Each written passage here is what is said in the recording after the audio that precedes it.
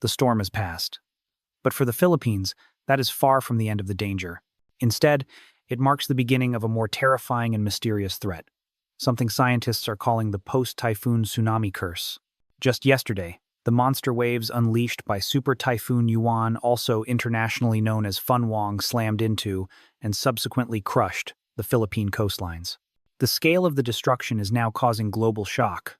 4 million people have been forced to abandon their homes, becoming instant internal refugees. Entire stretches of major highways have vanished, submerged beneath dark ocean water and thick mud. The most haunting element of the aftermath is the pervasive fear of a tsunami. Millions of residents are glued to news reports and social media channels with one overriding question. Could these colossal storm surges have actually triggered a genuine tsunami? Experts are working around the clock, sending a message that is both clear and deeply urgent. The threat is real, but it is far more complex than the classic tsunami scenario most people are imagining. So, what is truly unfolding beneath the churning surface of the waves? And just how great is the remaining risk along this devastated Philippine coastline? A satellite loop captured the final spiraling moments of Wong as it began to move away from the Luzon province.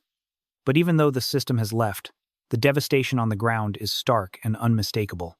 Midday flood maps, updated by the PAGASA weather agency, show massive, widespread areas in provinces like Aurora, Albay, and Cagayan, still deeply submerged underwater. The aerial drone footage is shocking. Rooftops barely visible, snapped palm trees, and major highways once critical lifelines now resembling muddy rivers. The latest bulletins from the NDRRMC, the National Disaster Risk Reduction and Management Council, confirm the catastrophic figures. Over 800,000 people have been urgently displaced, a number humanitarian organizations are labeling a crisis. The confirmed death toll is currently rising to 8, but officials fear this horrifying number will climb rapidly once the floodwaters finally recede. Key transportation routes have been completely erased, buried under heavy mud, floodwaters, or severed by collapsed bridges. The Nueva Ecija Aurora Road has been shut down entirely at kilometer 105 due to a major landslide. The Baler-Cagayan Road is completely impassable, where an essential bridge was swept away by the current. In Albay, the Maharlika Highway near Camalig is severely choked with lahar volcanic mud and flood debris, leaving only a single emergency lane open for crucial relief vehicle movement. The Legazpi-Tabaco Road remains blocked by flowing mud and overturned vehicles, a haunting testament to the unimaginable power of Uwan's surge. Further north in Cagayan, the Cagayan-Apayao Road is cut off by another collapsed bridge and deep floodwaters. Meanwhile, the Magapit-Gadang Road is restricted to one-way traffic, as water levels stubbornly refuse to drop. Power loss is another critical issue. Over 120,000 households along the coast are currently without electricity, and countless villages remain completely isolated, cut off from all external aid. Emergency shelters are crowded around highway junctions, where relief trucks are forced to halt at roadblocks. Every blocked road, every submerged field, serves as a chilling reminder that the danger lingers long after the storm's eye has moved on. The official maps and closure notices, stamped with source and time, leave no doubt about the severity of the situation. This crisis is far from over. Recovery crews and desperate families alike are currently facing a landscape still utterly dominated by water, waiting anxiously for the next wave or the next official warning. Long after the powerful winds of Super Typhoon Uwan have faded into memory, the relentless ocean continues to send massive waves ashore along the battered coastline. The immediate danger now stems from what is scientifically termed residual swell, long rolling waves that possess the terrifying ability to keep arriving for up to 3 full days after a typhoon has officially passed.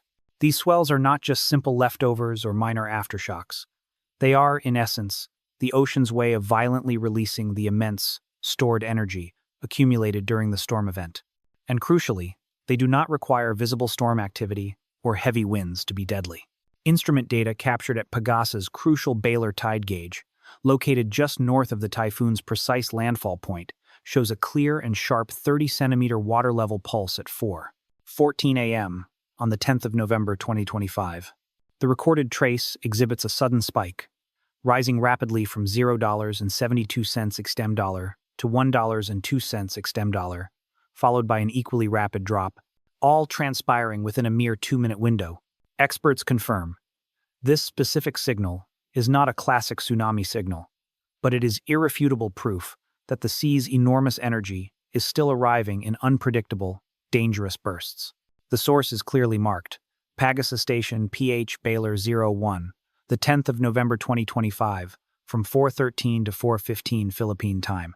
A leading PAGASA meteorologist issues a severe caution. These long-period waves mean that the coasts of Cebu, Samar, and Biol may experience hazardous surf and renewed flooding for a period extending 24 to 72 hours after the very last rain band of Wong fully dissipates. The official advice is unambiguous. Stay off all shorelines until continuous tide station data confirms a consistent downward trend in sea levels. Source: PAGASA, 2025, Philippine time. Beyond the raw numbers and scientific data, the physical risk on the ground is terrifyingly clear. The vast volume of water that forcefully surged inland during the height of the storm is now desperately rushing back out towards the sea. This creates intensely powerful, dynamic flows, known as rebound surges, in river mouths and coastal bays. These dangerous flows can instantaneously reverse direction without any warning, causing secondary flooding and inundating villages for a devastating second time. Furthermore, within the immediate surf zone, the water has become a chaotic minefield.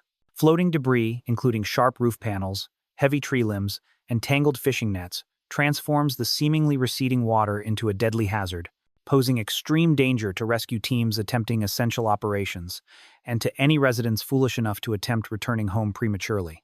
Even as the sky above begins to clear and blue patches emerge, the ocean below remains violently unpredictable and extremely perilous. The coastlines are emphatically not safe yet. Residents are urged to maintain a safe distance from the water, strictly obey all local warnings, and wait only for confirmed downward trends across official tide stations before considering any return to coastal areas.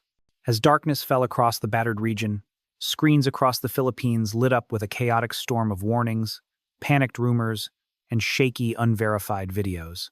Overnight, a single clip falsely claiming an imminent midnight tsunami threat spread with shocking speed across Facebook, TikTok, and YouTube. This one video alone was shared more than 280,000 times in the span of just a few crucial hours. Hashtags such as #MonsterWave and #YouWantTsunami quickly trended at the top across the Philippines, successfully pushing a wave of widespread panic through community pages and countless group chats. Some social media posts featured harrowing images of families frantically packing up their few remaining belongings. Others showcased grainy video clips of sirens blaring chaotically in the dark, all accompanied by captions desperately urging people to immediately flee coastal barangays. The original video, uploaded by a self-proclaimed storm-chasing channel, overlaid dramatic, ominous music onto low-quality, grainy shots of churning, violent surf. Within minutes, a relentless tide of copycat accounts amplified the same terrifying message, with each new iteration adding its own baseless speculation, or, worse, political spin. Share graphs spiked dramatically as screenshots of supposedly official warnings circulated widely. A terrifying number of these were found to be either expertly doctored or hopelessly outdated. The comment sections below these videos quickly filled with raw fear, deep confusion, and desperate cries for help, effectively drowning out the quieter, measured voices that were linking to actual, verifiable PAGASA and PHIVOLCS bulletins. Amidst this intense, deafening noise, a simple, fundamental question kept resurfacing. Can these typhoon monster waves truly trigger a devastating tsunami? Or is something else entirely fueling this overwhelming surge of public fear? In a disaster crisis, the difference between a simple rumor and hard reality can be a dire matter of whom the public chooses to trust and where they look for their answers. Rumors, it turns out, can propagate and spread exponentially faster than the waves themselves. But the foundational science behind official tsunami warnings is built squarely upon hard evidence and a strict, professional chain of responsibility. In the Philippines, the monumental and difficult task of separating factual data from widespread public fear falls to three primary agencies: the Philippine Institute of Volcanology and Seismology, PHIVOLCS, the Philippine Atmospheric, Geophysical, and Astronomical Services Administration, PAGASA, and the Pacific Tsunami Warning Center, PTWC. Crucially, each agency monitors a distinct, separate part of the overall threat pipeline. PAGASA meticulously tracks meteorological storm surges and the lingering, dangerous residual waves we previously discussed. In contrast, PHIVOLCS primarily assesses deep seismic activity and the terrifying, often overlooked risk of underwater landslide generation. A chief seismologist from PHIVOLCS explains a core finding. Subsea slope failures can indeed generate highly dangerous waves, even in the complete absence of a major earthquake. Our sensitive sensors actively look for any sudden pressure change that may signal such subsea failures along the Philippine Trench, the expert stated. This level of vigilance is not merely theoretical. Vigilance is the precise mechanism by which we successfully find the signals that genuinely matter for public safety.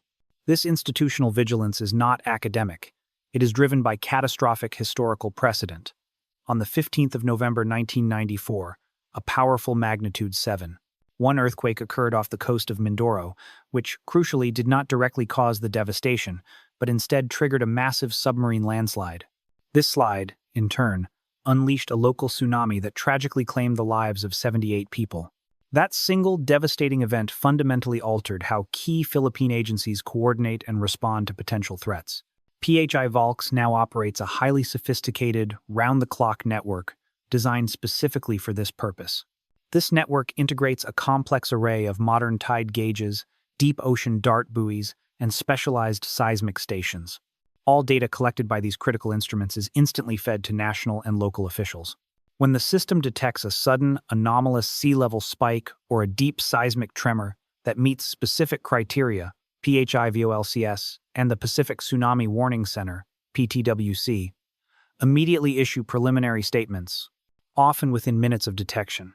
If the anomaly is rapidly confirmed by corroborating data points, the alert level is escalated, and warnings are swiftly relayed to local governments, who then activate sirens and issue mandatory evacuation orders. If the data fails to confirm the threat indicating a false alarm or a non-hazardous event, the advisory is officially canceled, and the public is updated with clear information. This layered, robust system is specifically engineered to successfully intercept and identify genuine threats, while simultaneously filtering out baseless panic and the noise of misinformation. However, the strength of this protective chain is inherently limited by its weakest link. Therefore, every single instrument, every minute piece of data, and every official bulletin issued matters immensely as new and unpredictable subsea scenarios continue to develop. It is this crucial blend of unyielding vigilance and rigorous verification protocols that ultimately keeps coastal communities as safe as possible. Most global forecasts, utilizing sophisticated satellite-based models from agencies like the Japan Meteorological Agency and the U.S. National Oceanic and Atmospheric Administration, NOAA, now agree on one point. The main energy pulse and the meteorological threat from Wong are steadily decaying. As a result, coastal risk maps are being downgraded in real time across numerous regions. For the majority of towns and coastal cities, this news signifies a gradual, welcome return to normalcy. Roads are reopening, damaged power lines are being repaired, and the ocean surface is visibly smoothing out. A respected scientist at the University of the Philippines Marine Science Institute observes that vast wave energy can travel for days after the source has vanished. But their professional consensus remains. Unless a new, unforeseen trigger emerges, the worst of the regional danger is likely over for the Philippines' broad coastline. While the consensus suggests the worst of the regional coastal risk is receding, the bathymetry graphic for the Malele Canyon tells a terrifyingly different story, focusing on risks lurking just below the surface. In these specific, deep submarine canyons, a single, isolated underwater slope failure possesses the catastrophic power to unleash a highly localized, devastating wave. A phenomenon that can occur even days or weeks after a major typhoon has completely passed through the area. This risk is far from hypothetical. Recent, detailed sonar surveys conducted in the area have identified a fresh, distinct slide scar within the Malele Canyon head.